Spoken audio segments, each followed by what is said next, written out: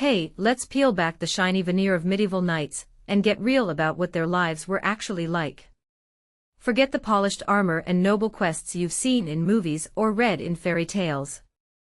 The truth about knights in the Middle Ages is far grittier, far less glamorous, and way more complicated.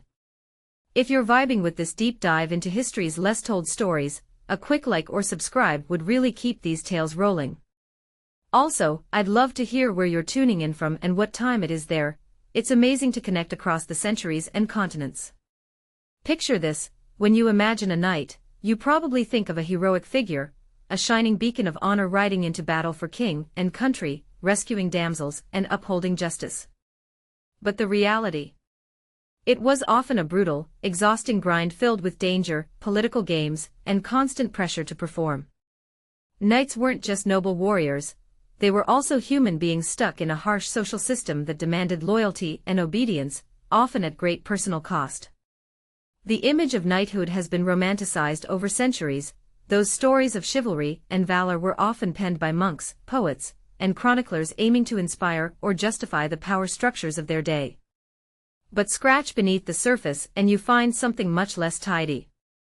Knights were part of a violent world where loyalty was as much about survival as it was about honor. They were warriors, sure, but also political tools and enforcers of a rigid social order. Think about the armor you've seen in museums or films. It gleams, looks heavy but manageable, and seems designed for heroic action. In reality, that armor was a constant burden, a cage of metal that weighed down the wearer for hours on end. Wearing it wasn't just about looking impressive, it was about protection in a world where death could come from any angle, any second. But that protection came with a price: the constant strain on muscles, the heat, the exhaustion. Knights had to be incredibly strong and tough just to survive the physical demands of their role.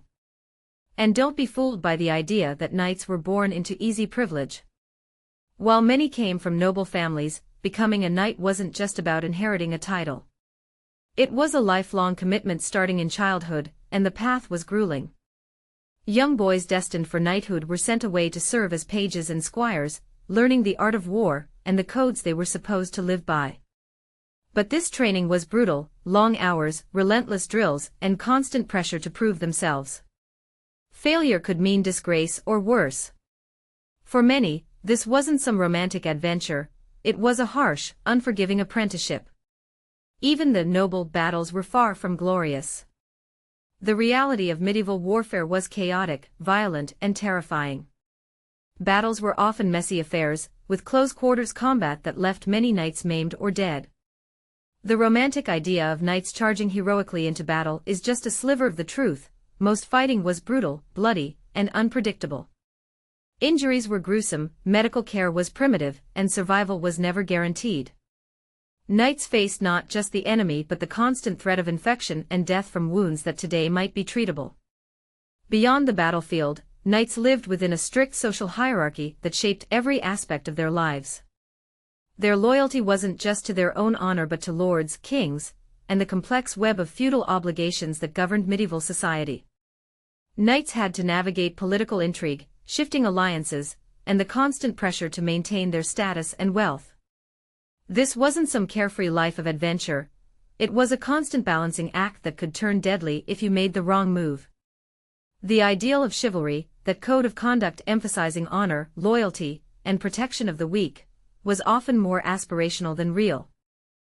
Knights were human, after all, and many fell short of these lofty ideals. The reality included ruthless ambition, harsh treatment of peasants, and participation in brutal campaigns that hardly fit the heroic mold. The stories we know tend to gloss over these darker aspects, but they were very much part of the knightly experience. And then there's the economic side. Being a knight was expensive. Armor, weapons, horses, all required constant maintenance and replacement. Many knights struggled financially, relying on plunder or the favor of powerful patrons to keep their status. This economic pressure added another layer of stress and instability to an already demanding life. So, when you really dig into the life of a medieval knight, you find a world that's far from the romantic legends. It's a story of relentless hardship, danger, and the complicated realities of power and survival. Knights were caught between the ideals they were supposed to embody and the harsh demands of their world. They were warriors, politicians, and sometimes victims of a system that demanded everything from them. Next time you think of knights, try to see past the shining armor and heroic tales. Imagine instead the boy who trained until his body was broken, the man who went into battle knowing he might never come home, and the complex web of loyalties and pressures that shaped every choice.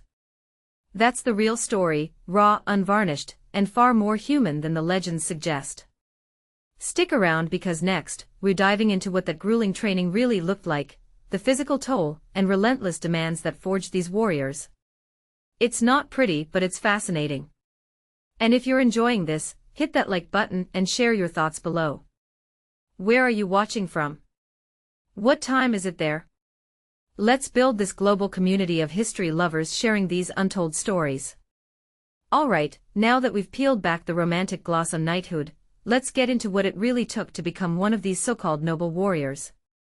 The journey from a wide-eyed boy to a battle-ready knight was anything but easy. If you're digging these deep historical realities, a quick like or subscribe really helps keep the stories coming. And don't forget, drop a comment with where you're watching from and what time it is.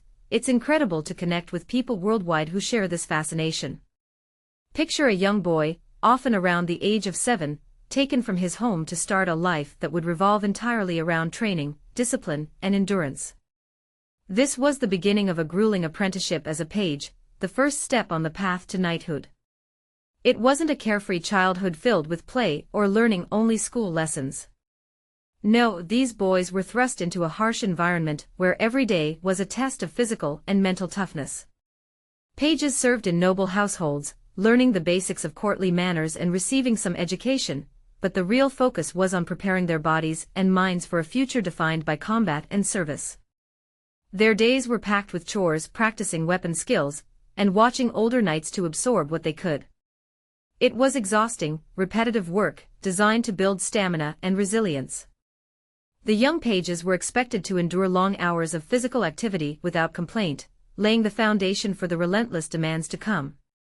After several years, around age 14, the page would graduate to become a squire.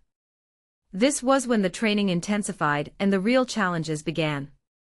The squire was essentially an apprentice knight, shadowing a seasoned warrior, learning the brutal arts of war firsthand. But this wasn't some glorified mentorship. It was a constant grind that pushed the body to its limits. Squires spent hours drilling with weapons, swords, lances, bows, and practicing horseback riding, all while wearing heavy gear that tested their strength and endurance. The armor itself was a beast to bear. Early on, training might be done in lighter chainmail, but as they advanced, squires had to get used to full-plate armor that could weigh upward of 50 to 70 pounds. Imagine practicing sword swings, jousting, or running in that weight day after day. It wasn't just tiring, it was brutal. The armor restricted movement, made breathing more difficult, and caused overheating, especially during long training sessions in the summer heat. Yet, this was the norm, and there was no room for weakness or complaints. Nutrition for these young trainees was far from ideal too. Meals were basic and often insufficient, lacking the balanced diet needed to support such intense physical exertion. Protein and fresh produce were scarce, and many squires survived on bread, cheese, and stew. This meant many faced malnutrition or deficiencies that could weaken them just when they needed strength the most. Despite these challenges, the expectation was to push through and persevere without hesitation. Training wasn't just physical, it also demanded mental toughness and discipline. Squires were subject to harsh punishments for mistakes or perceived laziness, whippings, humiliations, or extra labor. The social pressure to maintain honor and impress their knightly mentors added a layer of psychological stress. Failure could mean being cast out or never achieving the coveted title of knight. This pressure created a high-stakes environment where every day was a battle for survival and recognition. One of the most dangerous aspects of training was learning to fight in realistic conditions. Mock battles or melees were often chaotic and violent. These exercises could lead to serious injuries or even death, as the line between practice and real combat was thin.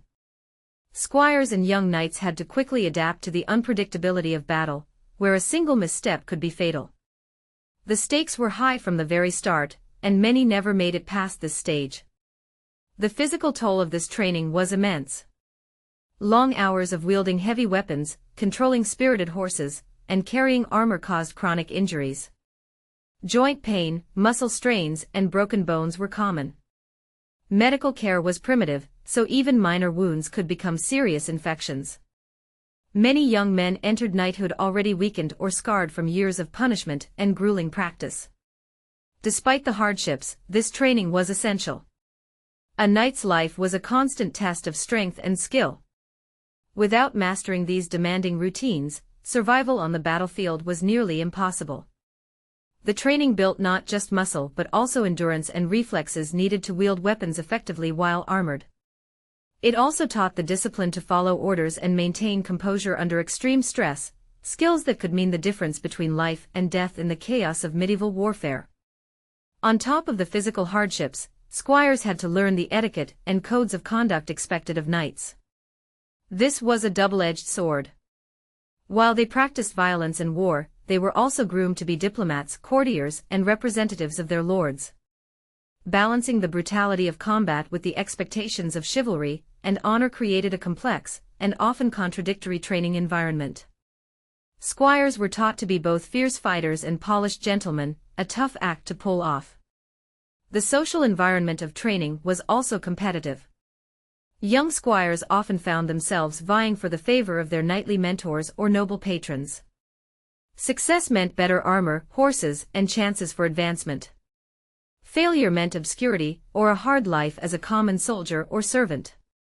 This cutthroat atmosphere added to the pressure, making the path to knighthood a relentless climb filled with uncertainty. So, when you think about the shining knights parading into battle, remember the years of brutal preparation behind that image. The relentless drills, the physical pain, the mental strain, and the ever-present risk of injury or death, all shaping these young men into the warriors history remembers, but never truly celebrates for their suffering. Next up, we're going to step onto the battlefield itself and confront the brutal reality of medieval combat. It's a world where glory was rare, pain was constant, and survival was never guaranteed. Stick with me, and if you're finding this eye-opening, hit that like button and tell me your thoughts below. Where in the world are you watching from? What's the time there? Let's keep building this incredible community of history explorers. Alright, now that we've walked through the brutal training that forged a knight, it's time to step onto the battlefield and face the raw, bloody truth of medieval warfare. Forget the heroic charges and noble duels you've seen in epic films. The reality was a chaotic, terrifying mess where survival was far from guaranteed. If you're finding this unfiltered look into history fascinating, a quick like or subscribe really helps keep these stories alive. And as always, drop a comment with where you're watching from and what time it is. It's incredible to connect with so many across the globe who share this curiosity. Imagine the battlefield, a sprawling, muddy field thick with dust or rain-soaked earth, the air filled with the screams of men and horses, the clash of steel, and the smoke of burning villages nearby. There was no glamour here. Knights, despite their armor and training, were thrust into a brutal melee where confusion reigned. Battles were rarely neat or orderly affairs, instead, they were chaotic and terrifying, with lines breaking and reforming, friend and foe indistinguishable in the chaos. One of the first brutal truths is how deadly and gruesome combat was. While knights were heavily armored, their protection was not absolute. A well-placed strike from an enemy's mace or war hammer could crush bones through the plate. Arrows and crossbow bolts found gaps in the armor, and on the ground, men were vulnerable to being trampled or stabbed. Injuries were horrific, deep cuts, broken limbs, and crushed skulls were common. The sight of wounded men crying out in pain was everywhere, and the stench of blood and death hung thick. Medical care on the battlefield was practically non-existent. Wounded knights were often left where they fell, as carrying the injured was difficult and dangerous during the heat of battle. If they survived long enough to be taken off the field, treatment was rudimentary at best. Surgeons, who were often little more than barber surgeons, had limited knowledge and no anesthesia. Amputations were common to prevent infection, but even that was a brutal ordeal. Many knights died slowly afterward from infection or blood loss. The psychological toll was immense. Knights faced the constant fear of sudden death or crippling injury. The clamor of battle, the screams, the crashing weapons, the chaos, was overwhelming. Many suffered from what we now recognize as trauma, though medieval society had no language or support for mental health. The heroes of legend rarely showed this side, but knights had to steel themselves against terror and despair every time they donned their armor. Warfare wasn't just about individual combat skill, it was a brutal test of endurance. Battles could last hours or even days, with fighting that drained every ounce of strength. Knights had to keep fighting while exhausted, dehydrated, and injured. Retreat was often chaotic and dangerous, with the risk of being cut down by pursuing enemies. Victory didn't always mean survival. Many who won the day still died from wounds or exhaustion afterward. Beyond the physical and mental hardships, the nature of medieval combat was savage and unforgiving. There was little room for mercy on the battlefield. Prisoners were often taken for ransom, but many were killed outright, especially if they were common soldiers or seen as enemies of great hatred. The concept of chivalry, with its ideals of honor and mercy, often dissolved in the heat of battle. Violence was raw, brutal, and personal. The weapons themselves were designed for maximum damage. Swords, while iconic, were just one part of a deadly arsenal. Maces and war hammers could crush armor and bones. Polearms like halberds and pikes were used to thrust and pull riders off horses. Crossbows and longbows rained deadly bolts and arrows from a distance, often killing before the melee even began. Each weapon carried its own risks and brutal effects, and knights had to be skilled in their use to survive. Horses, too, faced immense peril. Knights' war horses were armored but still vulnerable to arrows, spears, and the chaos of battle. Losing your horse meant losing mobility, and a significant disadvantage. Horses could panic and bolt, throwing their riders into the fray as vulnerable targets. The bond between knight and horse was vital but fraught with danger. The aftermath of battle was grim. Fields were littered with the dead and dying, scavengers and vultures descended, and survivors often faced starvation, disease, or capture. The sheer scale of death was staggering, with thousands sometimes killed in a single engagement. The trauma extended beyond the battlefield, affecting families, communities, and entire regions. Despite the horror, knights were expected to embody courage and fortitude. The cultural pressure to appear fearless was immense. Showing fear or retreating could mean disgrace or worse. This expectation added another layer of mental strain, forcing knights to suppress natural reactions to danger and pain. The brutal reality of combat also exposed the limits of knightly skill and valor. Many battles were won or lost due to larger factors like strategy, terrain, and numbers, rather than the prowess of individual knights. The romantic image of knightly heroics often ignores the mass suffering and randomness of medieval warfare. So when you think of the knight in shining armor charging into battle, remember the chaos, pain, and terror behind that image. It was a world where death was always close, wounds were gruesome, and survival was a brutal struggle. Knights were warriors, yes, but also victims of a savage system that demanded blood and sacrifice with little regard for glory.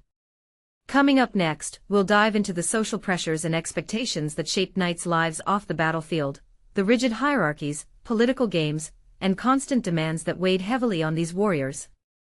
If you're getting value from this journey through history, hit that like button and share your thoughts below.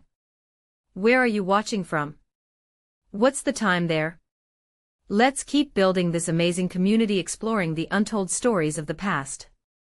Now that we've seen the brutal reality of battle, let's pull back and look at what life was like for knights beyond the fight, the rigid social hierarchy and crushing expectations that shaped their every move. The world of a knight wasn't just about wielding a sword, it was a complex web of loyalties, politics, and pressures that could be just as dangerous as any battlefield. If you're finding this deep dive into the true medieval experience captivating, a like or subscribe really helps keep these stories alive. And hey, don't forget to drop a comment with where you're watching from and what time it is there. It's amazing to connect through history across the globe. So imagine stepping into a society where your very identity as a knight was tied to a strict hierarchy that dictated your obligations, privileges, and even your fate. Knights occupied a middle ground between peasants and nobility, but their lives were far from independent or free. They were bound by feudal ties of loyalty to lords and kings, often caught in a cycle of service and expectation that left little room for personal choice. At the top of this hierarchy stood the king or prince, who granted land and titles to nobles in exchange for military service. Knights, in turn, served these nobles as vassals, pledging loyalty and military support. This wasn't just a symbolic relationship, it was enforced with serious consequences. Swearing fealty meant knights owed their lords not only military aid, but also attendance at court, participation in diplomatic missions, and sometimes even financial support. This web of obligations extended downwards as well. Knights often controlled lands worked by peasants or serfs, who were bound to the soil and the lord's will. The knight's role was paradoxical. They were supposed to protect these common folk, but they also exercised authority and could be harsh enforcers of the lord's demands. This power dynamic created tension and sometimes outright hostility between knights and the people they ruled over. Within the knightly class, status was fiercely guarded. Being a knight wasn't just about fighting, it was about maintaining honor and reputation.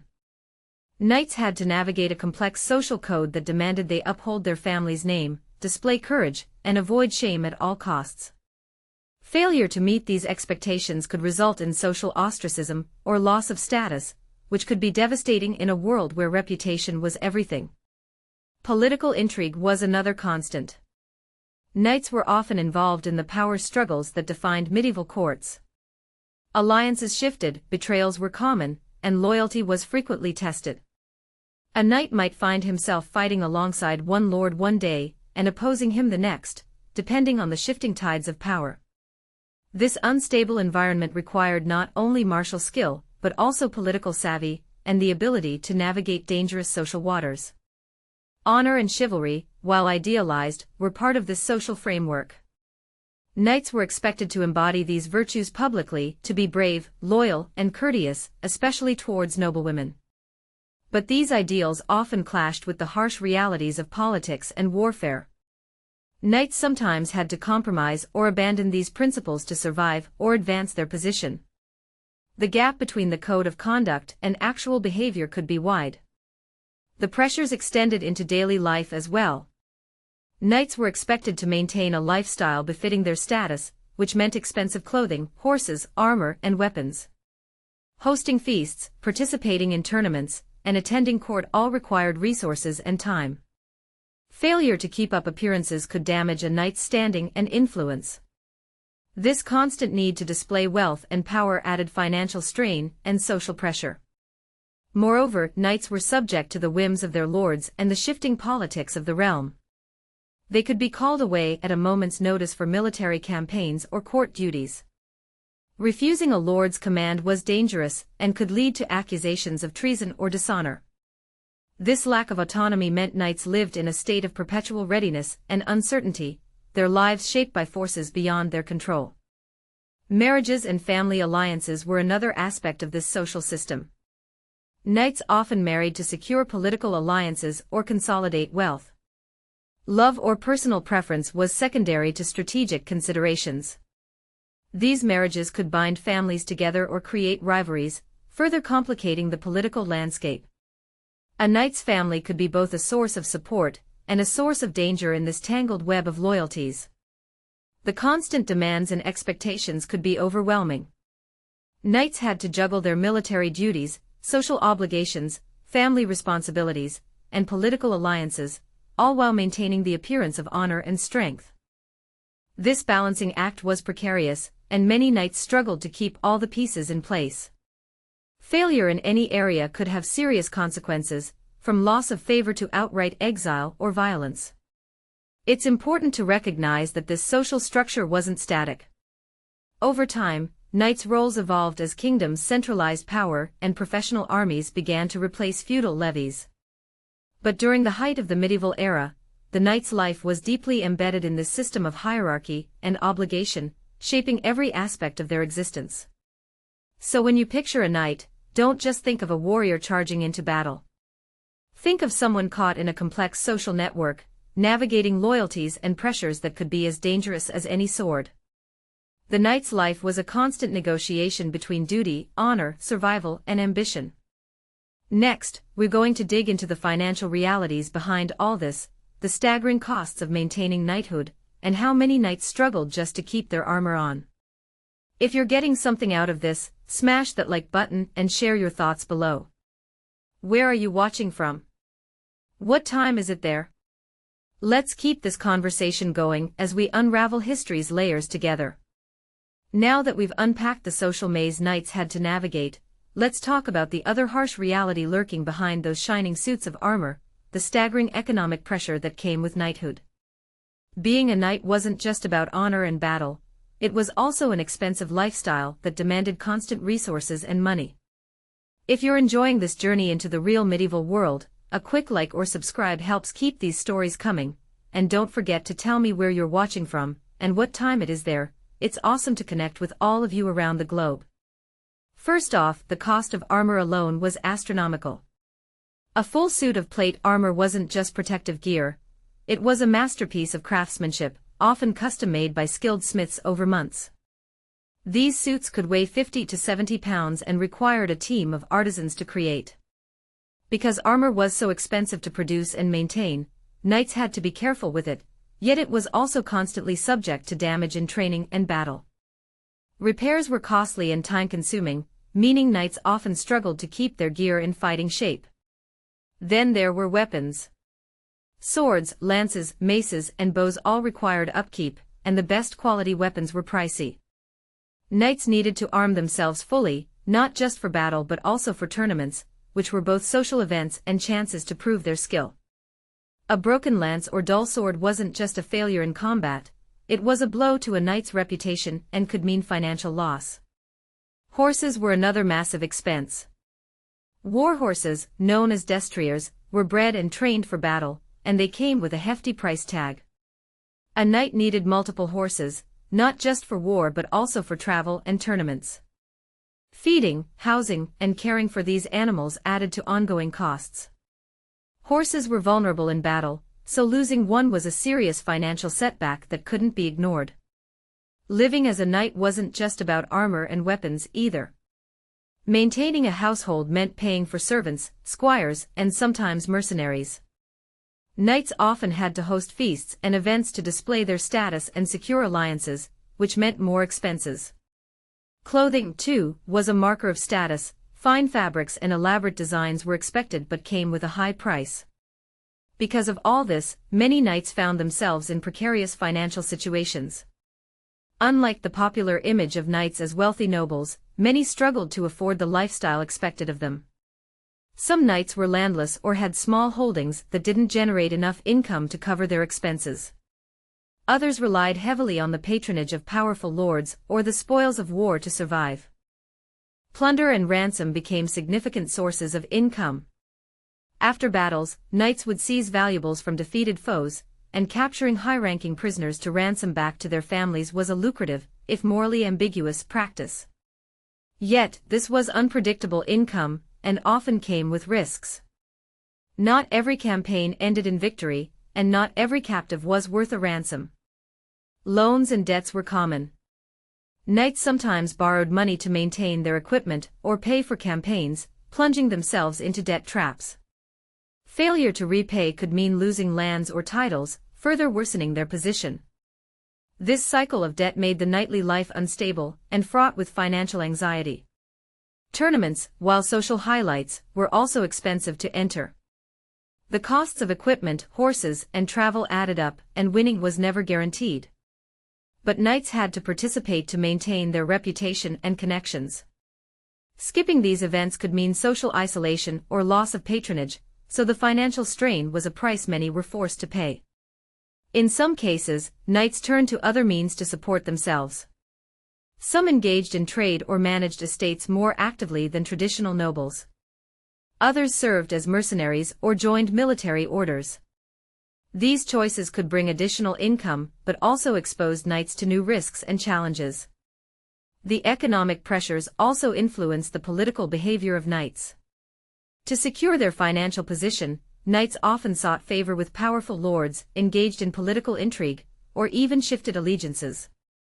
This added a layer of complexity to their role, showing that knighthood was as much about survival in a hostile economic landscape as it was about valor. It's important to realize that the image of the self-sufficient, wealthy knight was often a myth. The reality was a constant struggle to balance the costs of maintaining status, equipment, and household with the unpredictable nature of income from land, war, or patronage.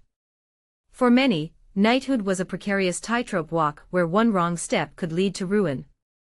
So, next time you picture a knight charging into battle, remember the immense financial weight they carried behind the scenes, the cost of armor, weapons, horses, and the endless pressure to display wealth and power. This economic reality shaped their decisions, alliances, and even their survival. Coming up, we'll examine the idealized code of chivalry that knights were supposed to live by, and how that ideal often clashed with the harsher truths of their behavior. If you're enjoying this inside look at medieval knighthood, hit that like button and share your thoughts below. Where are you watching from? What's the time there? Let's keep this fascinating conversation going. Alright, now that we've looked at the real cost of being a knight, let's dive into one of the most talked about yet misunderstood parts of their identity, the code of chivalry. When you hear chivalry, you probably imagine knights as paragons of virtue, honorable, brave, and kind to the weak. But here's the thing, the reality often didn't live up to the ideal. If you're finding this exploration of knighthood eye-opening, a quick like or subscribe really helps keep these stories coming. And please, drop a comment telling me where you're watching from and what time it is there. I love seeing our global community grow. So, what was chivalry? It was supposed to be a moral and social code that guided knights' behavior, promoting honor, loyalty, courage, and protection of the defenseless. It was the stuff of legends and poetry, inspiring tales of noble deeds and courtly love. But the code was more of an ideal than a reality, a set of lofty principles that many knights struggled to live by, or outright ignored. Let's start with the violence. Knights were warriors trained to kill, often in brutal and unforgiving ways.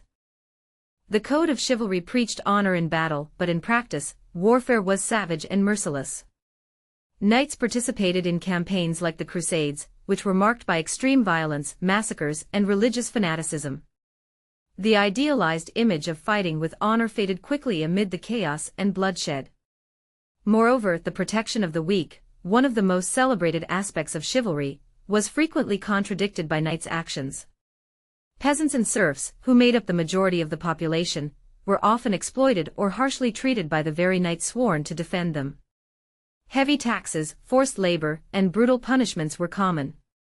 The social realities meant that mercy was a luxury rarely extended downward. The romanticized idea of knights as gentle, courteous men toward women is also complicated. While courtly love and chivalric manners were promoted in noble circles, they often existed alongside a culture where women's rights were severely limited. Knights might perform gallant gestures in court, but the daily lives of most women were marked by subservience and vulnerability to violence. The chivalric ideal often served more as performance or propaganda than genuine behavior. Political ambition and self-interest also played a huge role in a knight's life, sometimes trumping chivalric values. Knights were frequently involved in power struggles, betrayals, and shifting alliances. Loyalty was often conditional, and survival could mean turning against former allies. This pragmatic approach to politics often clashed with the ideal of unwavering honor. The code of chivalry was also not uniform, it varied by region, time period, and social context. What one lord or order considered honorable could differ significantly from another's standards. This inconsistency further blurred the line between ideal and reality. Tournaments, often seen as showcases of chivalry, were double-edged swords. While they promoted skill and bravery, they were also brutal competitions where knights sought personal glory and financial gain. Injuries and deaths were common, and the desire for fame sometimes led to reckless behavior that contradicted the careful conduct chivalry demanded. Religious ideals were deeply entwined with chivalry, especially during the Crusades. Knights were expected to fight for God and uphold Christian virtues, which added a spiritual dimension to their role. Yet, this often justified extreme violence and intolerance, showing a darker side to the supposedly noble code. It's important to understand that chivalry was as much a cultural narrative as a practical guide. It shaped literature, art, and the self-image of knights, creating a powerful myth that persisted long after many knights failed to live up to it. This mythology was useful to rulers and the church, reinforcing social hierarchies and justifying the warrior elite's privileges. Despite its flaws and contradictions, chivalry did have a lasting impact. It influenced concepts of honor, justice, and conduct that resonate even today. But the key takeaway is that the glorious image of knights living by an unbreakable moral code is just that, an image, often at odds with the harsh realities of medieval life. So, when you think of knights and chivalry, remember it's a story of ideals versus reality, a code that inspired but often failed to restrain violence, ambition, and cruelty. Knights were human, with all the complexities and contradictions that entails. Next, we'll explore the harsh health risks and short life expectancy that were part of the knight's brutal existence. If you're enjoying this raw look at history, hit that like button and share where you're watching from and what time it is there. Let's keep unraveling the truth behind the legend together. Let's take a hard look at one of the most brutal and often overlooked aspects of a knight's life, the constant threat to their health, and the shockingly low life expectancy they faced. If you're finding these deep dives into medieval reality as gripping as I am, go ahead and hit that like or subscribe button to keep the stories coming. And don't forget to drop a comment with your location and the time there. I love seeing this global history community grow. Knights were, without question, tough warriors, but their bodies paid a heavy price for that toughness. The medical knowledge of the Middle Ages was primitive, far from the life-saving techniques we take for granted today. Wounds that seem treatable now were often death sentences back then. A simple cut could become infected, turning into gangrene, and there were no antibiotics to stop it. Battle wounds were among the most dangerous. Even with heavy armor, knights suffered deep cuts, broken bones, and crushed limbs. The weapons used, swords, maces, axes, could cause horrific injuries. Once wounded, knights faced agonizing pain, and the terrifying prospect of amputation, often performed without anesthesia. Surgeons, who were sometimes little more than barbers, did what they could, but infection and blood loss were common killers. Diseases were another constant threat. Camps and battlefields were breeding grounds for illnesses like dysentery, typhus, and pneumonia. Poor sanitation, contaminated water, and close quarters meant that disease spread rapidly. Knights, despite their status, were not immune.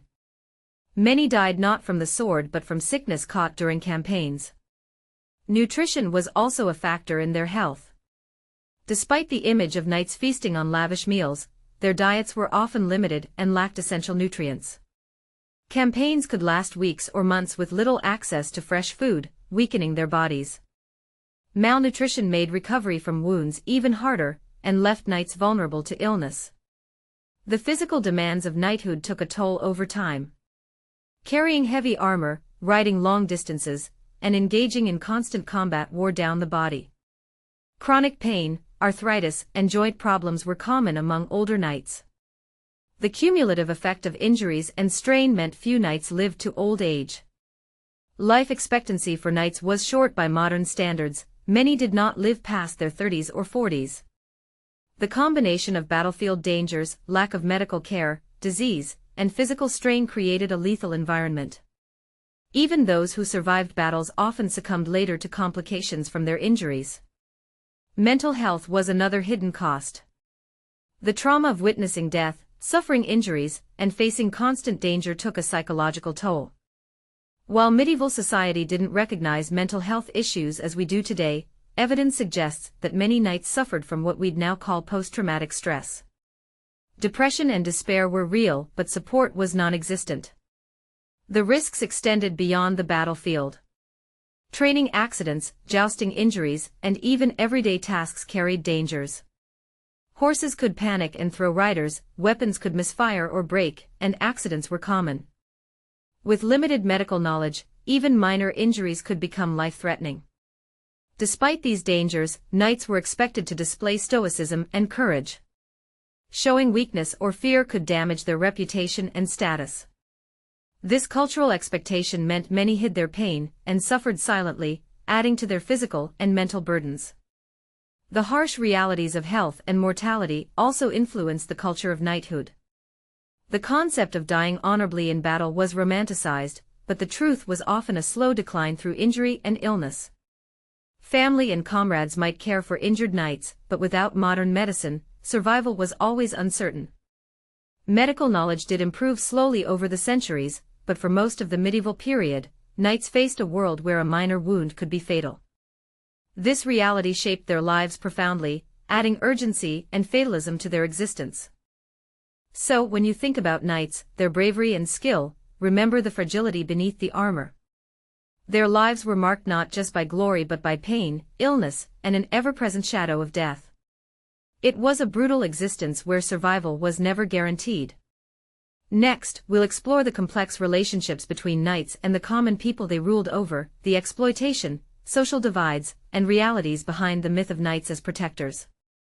If you're finding this journey into the truth of medieval life compelling, hit that like button and tell me where you're watching from and what time it is there. Let's keep uncovering history's hidden layers together. Alright, we've covered the brutal health risks knights faced, so now let's zoom out and look at the complicated and often harsh relationship between knights and the common people, the peasants and serfs who worked the land beneath their feet. This isn't the story of noble protectors alone, it's a story tangled with exploitation, social divides, and power struggles. If you're digging these unfiltered history lessons, go ahead and hit like or subscribe to keep the stories coming. And don't forget to share where you're watching from and what time it is there. I love seeing our global community connect through these tales. So imagine a medieval world where the land was the main source of wealth and power. Knights were often lords of manors, controlling estates worked by peasants who had little freedom. These peasants or serfs were bound to the land, they couldn't just pick up and leave. Their lives were defined by hard labor, paying rents, and submitting to the authority of their knightly overlords. While knights were expected, at least in theory, to protect these common folk from harm, the reality was often very different. Many knights exercised their power harshly, imposing heavy taxes, demanding labor, and meting out brutal punishments. The relationship was less about mutual care and more about control and exploitation. The peasants' day-to-day existence was grueling. From dawn to dusk, they toiled in fields, tending crops and livestock that ultimately enriched the knight's household. They owed a portion of their harvest as rent or tax, and failure to meet these demands could result in fines, loss of land rights, or even physical punishment. The legal system heavily favored knights and nobles. Peasants had limited rights and little recourse if wronged. Knights often acted as judges in local courts, wielding their authority to maintain order, sometimes through harsh means. Trials could be swift, punishments severe, and the concept of justice was often skewed to preserve the social hierarchy. Violence against peasants was not uncommon. Knights could and did use force to suppress resistance or enforce their will. Rebellions or protests were met with brutal crackdowns. This reality stands in stark contrast to the idealized image of knights as honorable champions of the weak. The social divide was stark. Knights lived in relative comfort, with access to better food, clothing, and shelter, while peasants struggled with poverty and insecurity. This gap bred resentment and tension, fueling occasional uprisings and unrest. Despite this, the lives of knights and peasants were intertwined. The knight depended on the peasant's labor for his wealth and status. Peasants, in turn, relied on knights for protection from external threats like bandits or invading armies.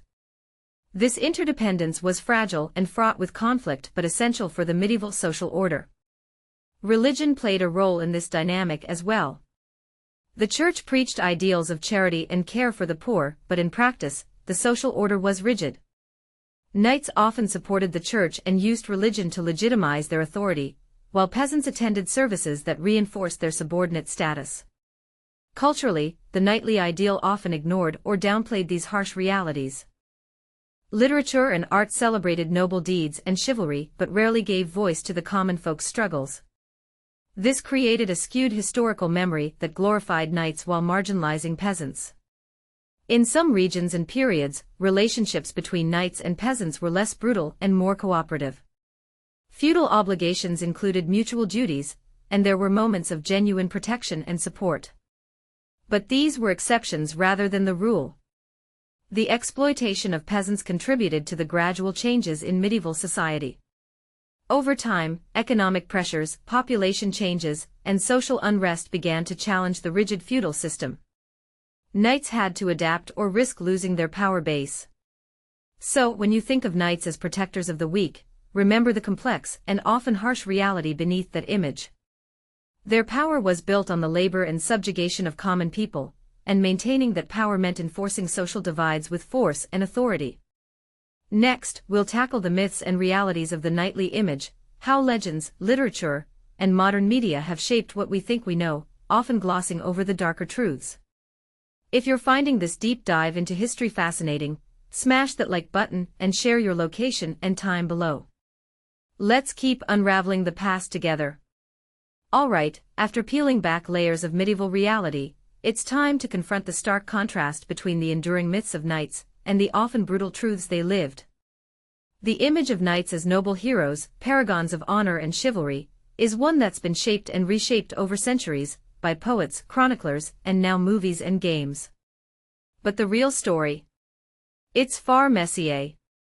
If you're enjoying this no-nonsense look at history, go ahead and hit like or subscribe, and don't forget to tell me where you're watching from and what time it is there. Connecting across the globe makes this journey even richer. So, where did the myth of the perfect knight come from? Much of it stems from medieval literature, romances and epics written by monks, troubadours, and court poets.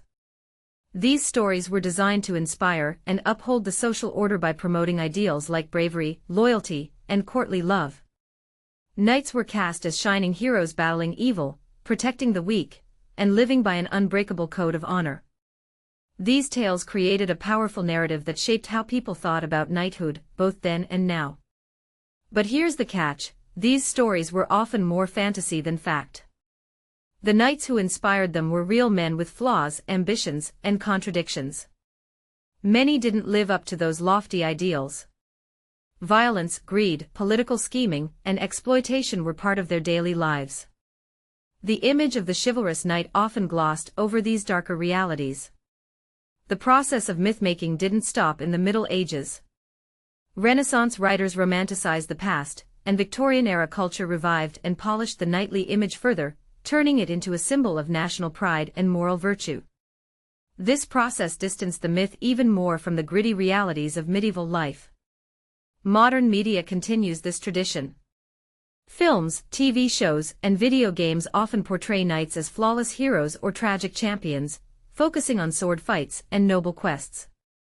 While entertaining, these portrayals rarely acknowledge the complexity and moral ambiguity of historical knights.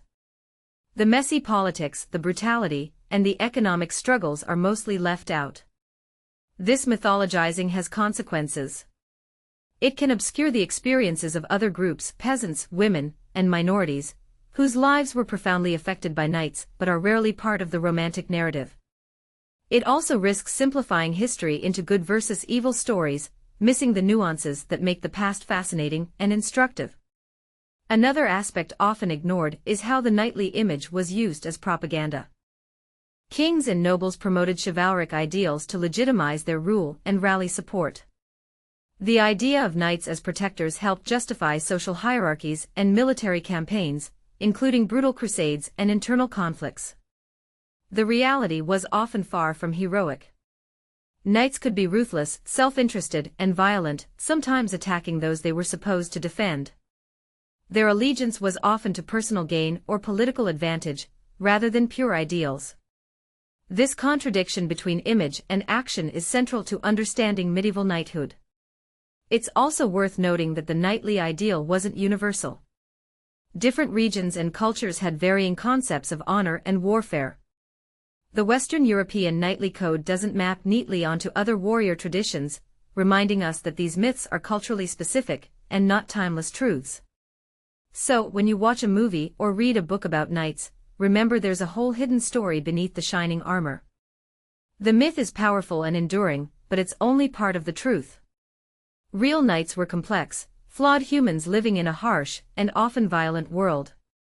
Next, we'll look at the legacy these knights left behind, how their lives and myths continue to shape culture, law, and identity today.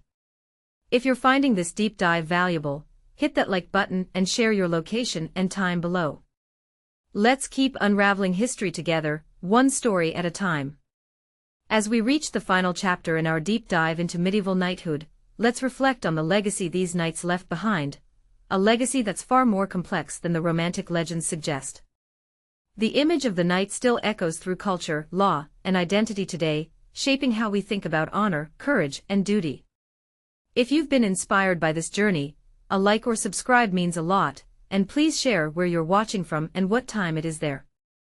It's incredible to see history bringing people together across time and space. Knights, despite all their contradictions and hardships, have become enduring symbols. Their armor, their code, however flawed, and their place in history have influenced everything from literature and art to modern military traditions. The ideals of honor, loyalty, and bravery that knights were supposed to uphold continue to resonate deeply in our collective consciousness, inspiring stories, films, and even personal values. But the legacy isn't just cultural. Many legal and social systems in Western societies trace roots back to the feudal structures knights were part of. Concepts like property rights, vassalage, and the relationship between rulers and subjects have origins entwined with the feudal order knights upheld. Even today, titles and honors echo medieval knighthood, carried forward as symbols of achievement and service. The knightly legacy also shaped ideas about masculinity and heroism. The image of the warrior who serves with honor and defends the weak became a powerful ideal, influencing everything from chivalric orders to modern military codes. Yet, as we've seen, this ideal was often at odds with the messy realities of medieval life, reminding us that history is rarely simple. The mythology surrounding knights has also played a role in nation-building. Medieval knights have been invoked to foster national pride, unity, and identity, especially in European history. Their stories have been adapted and reinterpreted to fit different political and cultural agendas, showing how history can be a tool as much as a record. At the same time, the legacy of knighthood is complicated by the darker aspects we uncovered, the violence, exploitation, and inequality that accompanied their power. Modern perspectives challenge the uncritical celebration of knights, encouraging us to remember all facets of their history. This balanced view helps us understand the complexities of power and human nature. Interestingly, the fascination with knights has inspired revivals and reenactments, from medieval fairs to historical societies. People today engage with this history actively, learning skills, studying armor, and exploring the real lives behind the legends. This ongoing interest shows how the knightly past continues to capture imaginations and provoke reflection. The knight's story also invites us to consider how myths shape our understanding of the past and present. It challenges us to look beyond surface images and ask deeper questions about who we celebrate and why. Understanding knights as real people, with flaws and struggles, enriches our grasp of history and its relevance. As we close this chapter, remember that the real knights lived complex lives, marked by hardship, ambition, courage, and contradiction. Their legacy is not just about shining armor and heroic tales, but about human stories that continue to resonate and teach us. Thanks for joining me on this journey through the harsh realities and enduring myths of medieval knighthood. If you've enjoyed this exploration, please like, subscribe, and share your location and time below. Let's keep uncovering the past together, one story at a time.